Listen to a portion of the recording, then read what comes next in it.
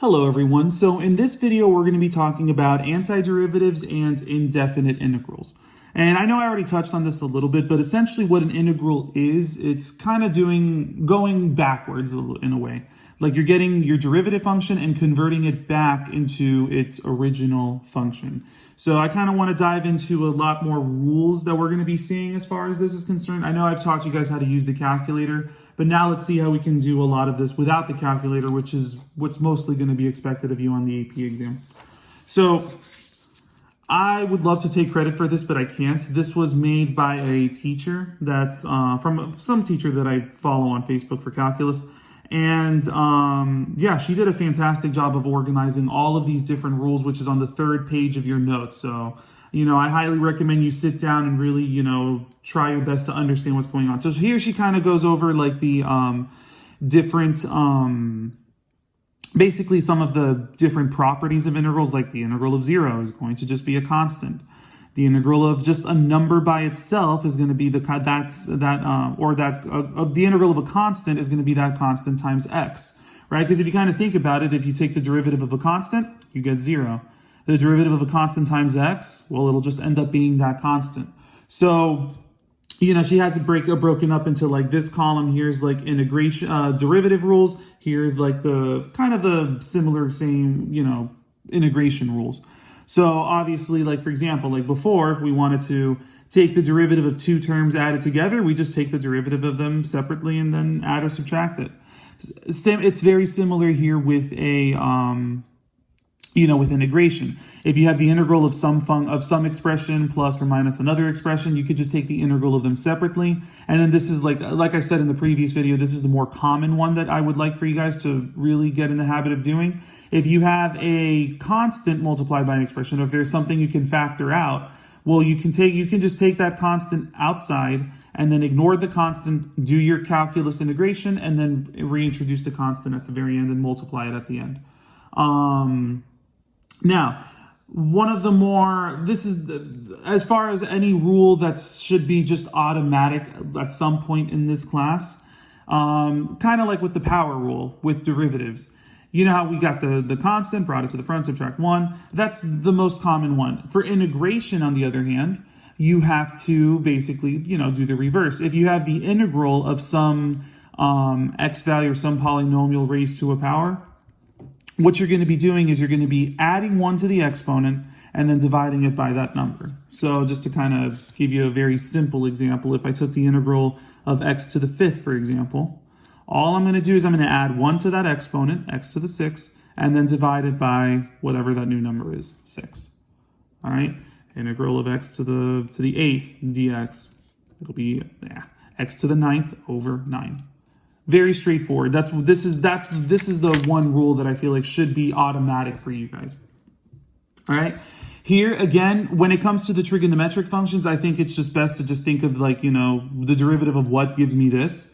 So if you think about it, we're going backwards from cosine to its original function. Cosine was the derivative of sine, so the integral of cosine is sine. So, I'm sorry, I think I said that wrong. The derivative of sine is cosine, so then the integral of cosine is sine. So you're just kind of thinking backwards. I have to rewind and see what I even said. I wasn't even paying attention. But, and again, the more you know your derivative rules, the easier it is to just take the antiderivative and just go backwards on them. The one that I would really like to change from this worksheet is they say, oh, well, the integral of e to the x dx is equal to e to the x. Yes, this is true, because if I just took the derivative of e to the x, I do get that. And same thing over here. But remember when I said back then, if I had the derivative with respect to x of e to the u, I screwed that up, e to the u power, just pretend that says e to the u. That was equal to e to the u times the derivative of that exponent, right? Because it's true, if I took the derivative of e to the x, it would just be e to the x times, and then the derivative of the exponent is 1, so it's itself. But if you have something other than x in the exponent, I want you to take that into account and multiply by the derivative of that exponent. With integration, it's very similar. If I had the integral of e to the u du, right? Then the best way of thinking about that is, it's going to be e to the u, right? But you're going to divide it, this time you're going to divide it by the derivative of that exponent, right? So while it's true that the derivative of e to the x dx is equal to e to the x plus c, right? Essentially, you know, the reason why this is because you're dividing it by 1, right? Because the derivative of x is just 1. But if I took the integral of, like, for example, e to the, I don't know, let's just say 3x dx, right? Then that's going to be essentially the same thing as e to the 3x divided by 3, all right? And then notice how every single one of these integrals, you know, besides the one that are just describing the properties, every single time we integrate, they include a plus c. And that's if you have an integral without an upper or lower bound, which we'll talk about in the next video. So I kind of want to explore that concept a little bit because I'll tell you right now, I got a 50% on my, and I'm never going to forget it. I got a 50% on one of my Calculus 2 exams because I did, even though I did all of the right evaluation and all of the right, you know, and I had all of the right expressions, because I didn't add plus c to all of my answers, he gave me half credit for every single problem. And to be fair, he did warn me, so that's my fault. But let's kind of think about these integrals for a second. So again, if I have the integral of a constant, it's just going to be that same constant times x. If I have the integral of 2x, well, let's think about that. You know, if you could just remember that the antiderivative would just be x squared, right? Or you can remember that power rule, right? Where it's 2x to the second power divided by 2, because you add 1 to the exponent divided by that new exponent, and then the 2's cancel and you're left with x squared. And then for this one, same thing. If I take the integral of 3x squared, add 1 to the exponent, and then divided by that new exponent, right? And then the 3's cancel. These, I pick these on purpose because, you know, it would work out nicely, but sometimes it's not always going to work out this nicely. So now let's think about, I want to look at this last integral. All right, we have the integral of 3x squared is equal to x cubed. So like I said, when it comes to integration and derivatives, they're kind of like the reverse of each other, right? So the thing is, if I take the derivative of x cubed, yes, that's true. It does give me 3x squared. But let's look at these three over here. If I took the integral, if I took the derivative of x cubed minus 10, well, that gives me 3x squared. If I took the derivative of this, well, that would also give me 3x squared plus 0. This one would also give me 3x squared. But then the question is, which one of these, right, would corresponds to x cubed, right? The thing is, or like, for example, if I take the integral of 3x squared, which one could it be? Could it be this one or this one or this one or any infinitely number of constants that are out there? We don't, since when we're integrating, we don't know what that constant could be, right? Because again, if we're integrating, that's taking the reverse of the derivative. And if I took the derivative of a constant, it would be 0. So that's why we always have to include a plus c, because if I went backwards and took the derivative of this, well, we don't know what constant we took the derivative of, because when we take the derivative, that constant just kind of disappears, right? So we always have to make sure that we include plus c, and I want to hold you guys to that as well. All right. So, okay, now that I went ahead and talked about the plus c, and we talked a little bit about some integration rules, let's kind of see, here are 4 examples of some very common tricks that you would have to use to solve integrals. And a lot of it, and I say this all the time, especially to kids that I tutor in calculus, is that most of the time it's not even the calculus that ruins you in this class, it's the algebraic manipulation. And half of the battle of, you know, answering a lot of these calculus problems is you have to be able to rewrite and manipulate algebraically the expressions you have so that you can do a very easy power rule or, you know, just an easier concept for calculus. So let's just kind of look at this. You're going to have to rewrite, the trick number 1 is you're going to rewrite the expression.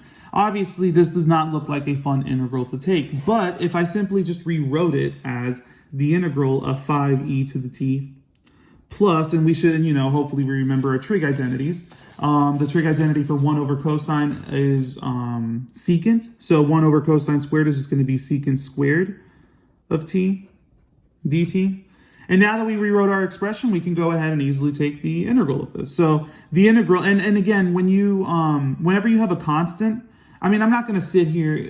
What some calculus teachers would prefer you do is like, sit here and rewrite this whole expression as, 5 integral of e to the t dt plus integral of secant squared dt, secant squared of t dt, sorry. They would want you to like rewrite all of your integrals like this and then, just kind of take it separately. A lot of this, I'm just going to, for the sake of time, let's just, go ahead and do this by head or in our head. So again, if we have a constant in front, I usually just tell kids ignore the constant and then do the integral. And the integral of e to the t is just e to the t. Reintroduce my constant again. And then the integral of secant squared, well, if you think about it, the derivative of tangent will give you secant squared. So the antiderivative of that is just tangent of t. And then plus c. Okay? And that's it for that. Sorry. Okay. So now let's look at trick number 2. Sometimes they'll give you the algebraic expression, and it's just going to be a lot easier if you just multiply this out. So I know that 3x minus 1 times 3x minus 1, well, that's the same thing as 9x squared minus 6x plus 1, right? We haven't gotten to the point where we're going to do u substitution for this type of integral, but in a case like this, if you could just multiply it out or distribute whatever you have and just kind of have a regular polynomial expression, this will be really easy to do because all you have to do is the power rule for this one. So if I have the integral of 9x squared minus 6x plus 1 dx, all right, I'm just going to go ahead and do the power rule separately for each one. So this is going to be 9x cubed over 3 minus, and then add 1 to the exponent, 6x squared divided by that exponent. And then plus 1 is just going to be 1x. So we'll just leave it as x plus c. All right. And obviously you can simplify this. 9 goes into 3 3 times, or 3 goes into 9 3 times, and that'll be 3x cubed. That reduces down to minus 3x squared plus x plus c. All right. So, I think, again, most of these integrals, you're going to have to be able to automatically answer them, just kind of like you would automatically answer a lot of the basic derivative rules. All right. Now, for this one, this is where you have multiple terms on the top and only one term on the bottom. And this is something, kind of like with derivatives, if you wanted to, you could have done quotient rule, right, to see if you can get that. But I always suggested break up the fraction instead. And here there's no kind of reverse quotient rule that'll work out nicely. In this one, you really just should recognize that this can be broken up as the integral of x squared over x to the 5th plus 4x over x to the 5th plus 5 over x to the 5th dx, right? You break up that common denominator and break up that fraction into 3 separate ones. And then over here, it's just easier to think of this as the integral of x to the negative 3, because that reduces down to 1 over x cubed, so that's x to the negative 3rd power, plus, and then this will be 4, and then x to the first, that'll be x to the negative 4, and then this becomes plus 5, x to the negative 5, right? And in future problems, you'll probably see me just kind of jump from this step straight to that step, and I just kind of do it in my head and just get this divided by that, this divided by that, this divided by that, all right? But I just wanted to break it up for you so that you can see why. All right, so now over here, it's just a matter of doing power rule. All right, so we're going to go ahead and do plus 1, so negative 3 plus 1 is negative 2, divided by negative 2. And then this is going to be plus 4, add 1 to the exponent, divided by that new number. And then over here, we're going to add 1 to that exponent, divided by that exponent, okay? Plus c. And then I'm just going to clean this up a little bit. This is the same thing as saying negative 1 over, the 2 stays on the bottom, and then that x squared, x to the negative 2, that can come down to as x squared on the denominator. This is a negative and a positive, so it'll be minus 4 over, and then the 3 on the bottom stays, and then that becomes, a positive exponent in the denominator. And then minus 5 over 4, and then that becomes x to the 4th in the denominator, plus c. All right, so that's a nice clean way of, this is the final answer, all cleaned up. All right, so Now over here, there's just a lot of the manipulation you have to do here. Here we can go ahead and multiply this out. So I'm going to rewrite this as, let's see, x squared minus 6x plus 9 if I FOILed it out or expanded this out, all divided by, and I'm going to rewrite the bottom as x to the 1/2 power dx. Okay? So now I'm going to go ahead and, instead of showing the process of breaking up the fraction, I'll just go ahead and jump straight to the next step. This is the same thing as the integral of x to the second. So 2 minus 1/2 is x to the 3/2. Right? Whenever you divide same base, different exponents, you just subtract the exponents. Minus, and then this will be 6x, and then 1 minus 1/2 is just 1/2.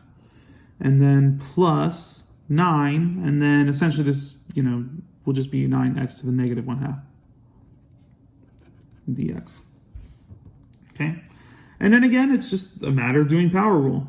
All right, so for this time I have fractional exponents. So if I have 3/2 plus 1, that's like saying 3/2 plus 2 over 2. So that'll become x to the 5/2. And then here's the thing, and you'll see me kind of skip this step of like dividing by the fraction. If I divide it by 5/2, that's the same thing as multiplying by 2/5. Right? So I'm just getting this and multiplying it by 2 over 5. And then obviously this multiplied to the numerator. Same thing over here, it's going to be 6.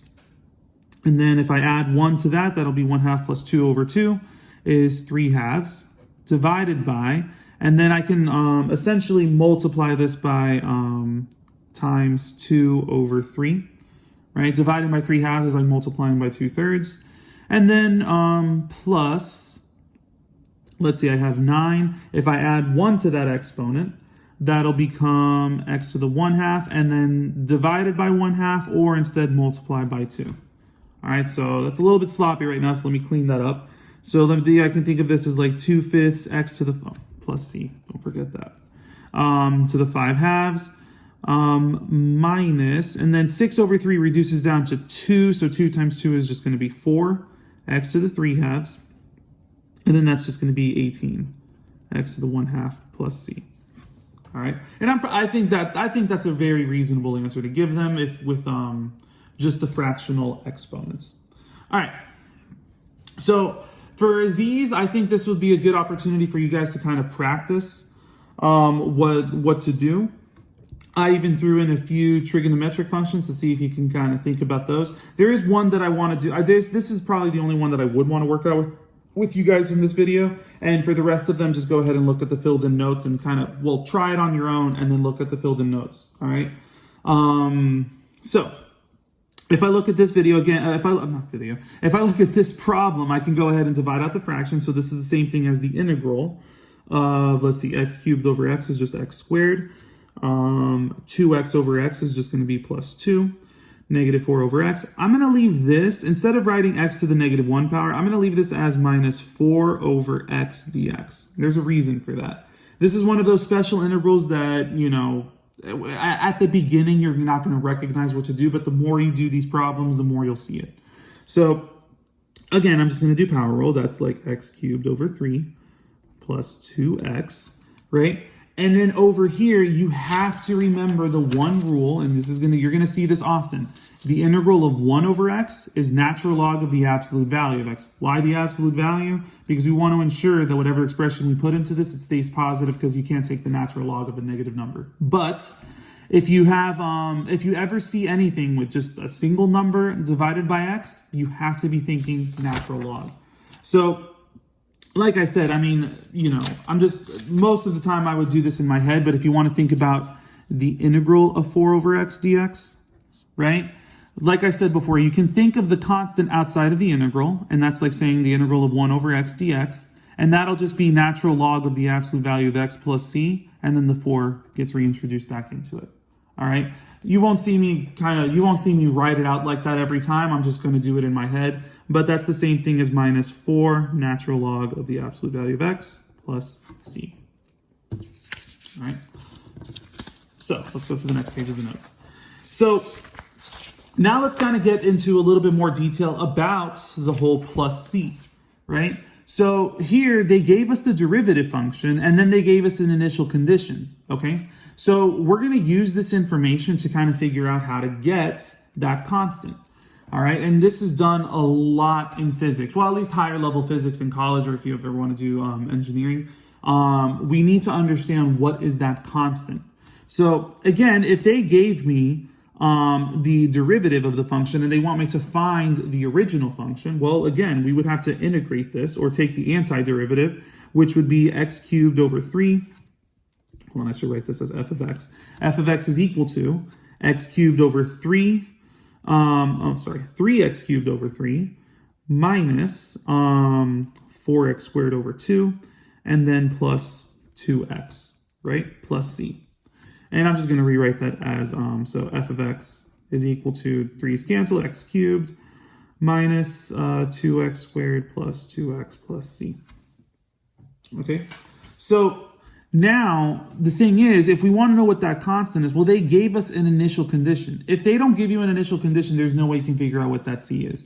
So I know that if I plug in -1 into my x values and then set that equal to -4, as you know, -4 is my function, then I can go ahead and just do some basic arithmetic to figure out what c is.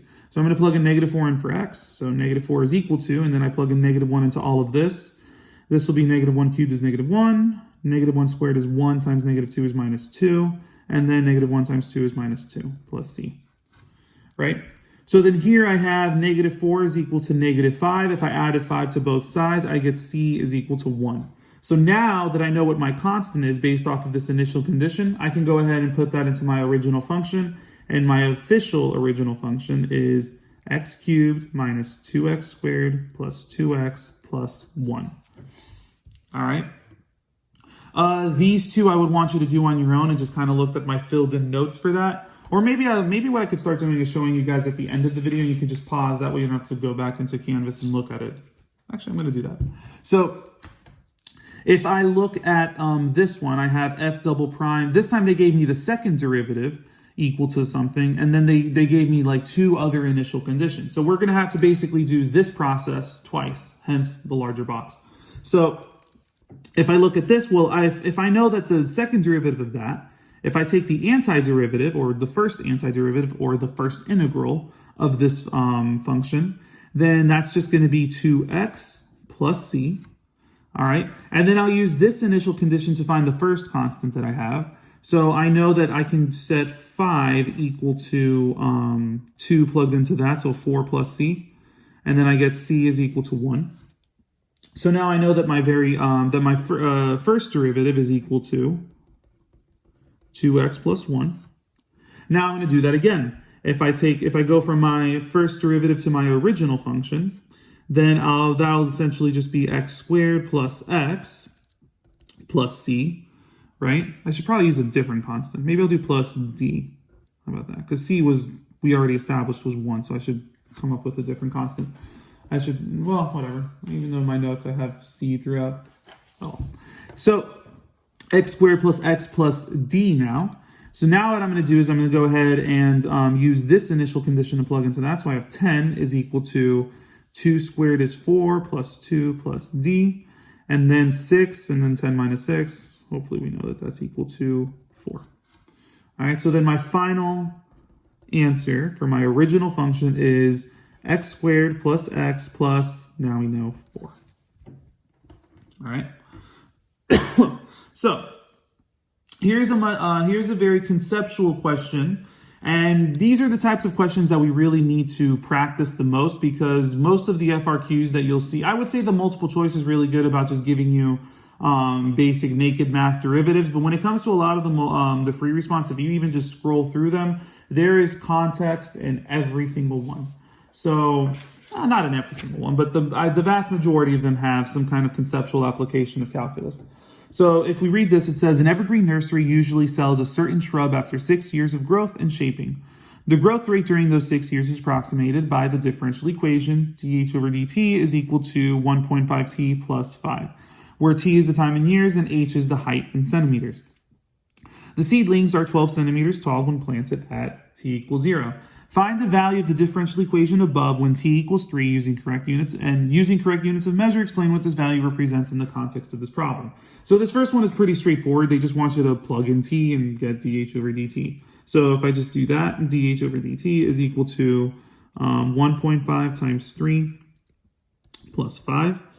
And that's equal to, let's see, 9.5 centimeters per year. No, I did not do that in my head. I just went ahead and, even though I could have, that's just 4.5 plus 5.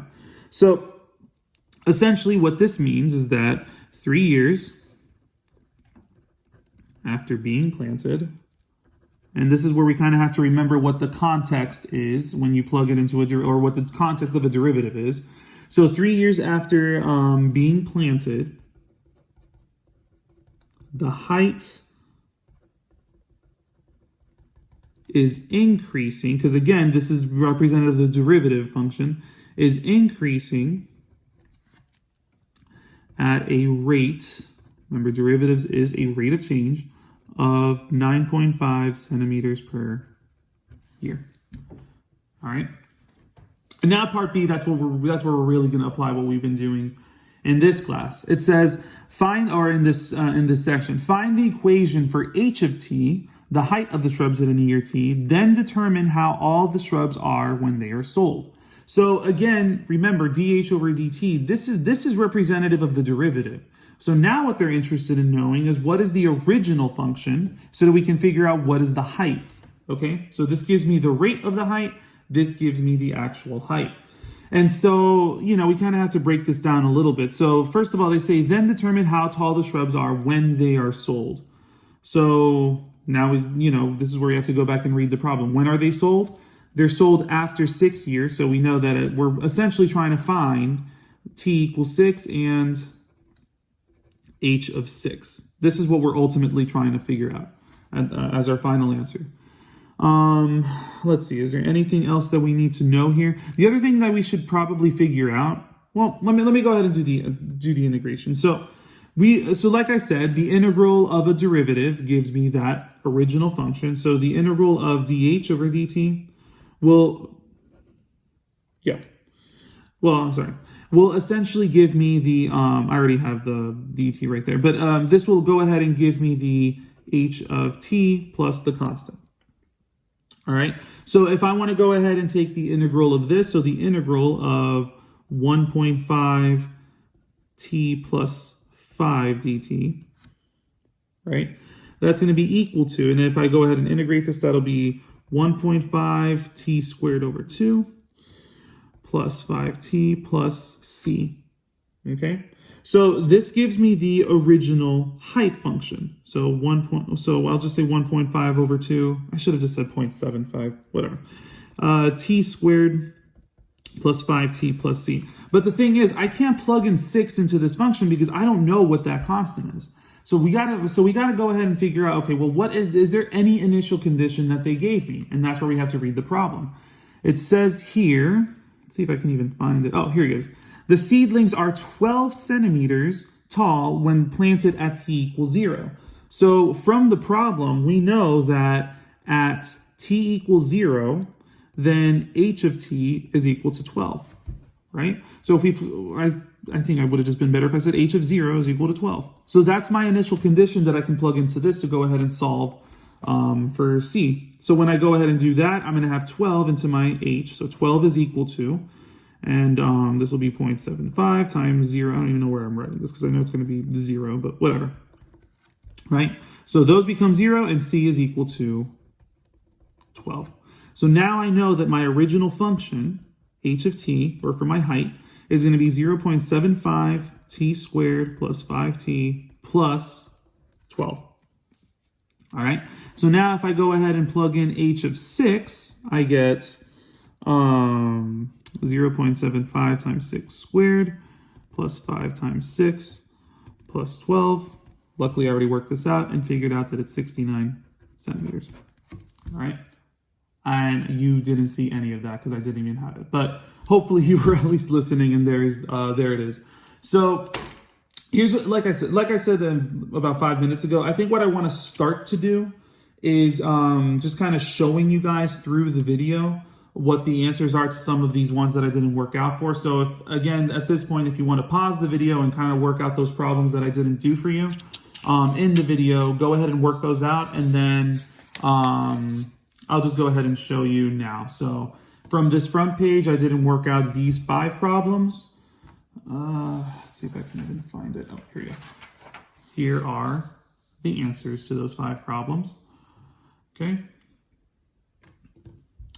So you can pause it, look at it if you need to.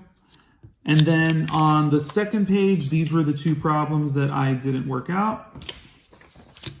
Here are the answers to those. All right, so right there you can pause it and take a look at them. All right, so I'll just leave it at that. You guys are good to go, and hopefully get started in the problem set, and good luck.